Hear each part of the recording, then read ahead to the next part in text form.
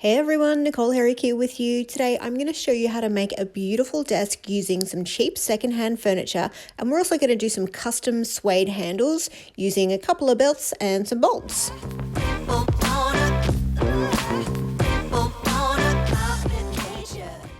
So this is just a cheap console table that I grabbed to be the top of our desk. You could use anything, even like a beautiful piece of reclaimed timber.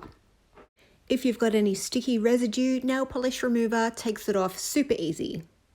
And now for our surface prep, we're going to use PSP.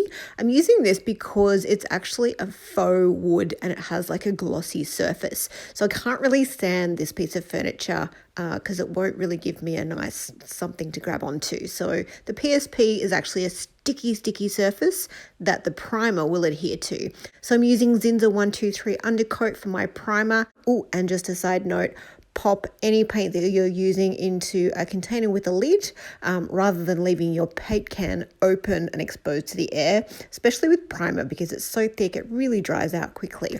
Once the PSP is fully dry, I used a plastic bag to actually get off any dust. You don't want to use any kind of rag or anything because the lint will stick to it.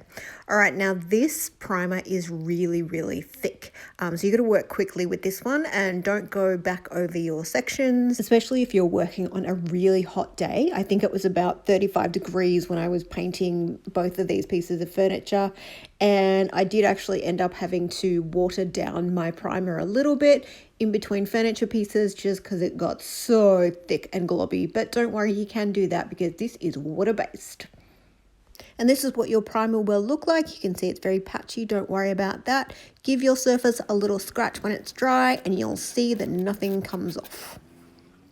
I used Dulux Aquenamel for my top coat. This is because it was $20 for an off-white off-tint.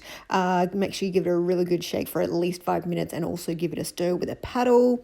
I did 2 coats on this. You might need 3, you might need 4, but just see how you go.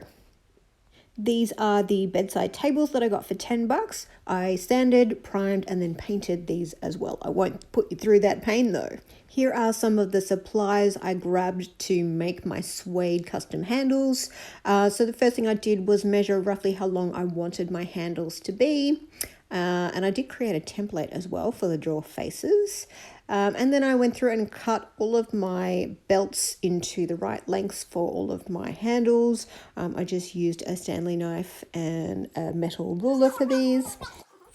I also created a template so that I could drill the holes into each of the handles at exactly the same spot. So these are the bolts I used. They're called cup heads, and you can see they have a wide bit just under the head. So I needed to use a spade bit just to give a little bit of depth into my hole at the start, just so that they had something to sit down into. I could then switch my bit over to create the hole for the rest of the bolt. And it is important that you do the spade bit first, because if you drill a wide hole first and then try and put a spade bit in, it won't actually have anything to center into. This is my little assistant, Mackenzie. There's also another one running around called Charlie, and they really entertained me. Thank you, girls.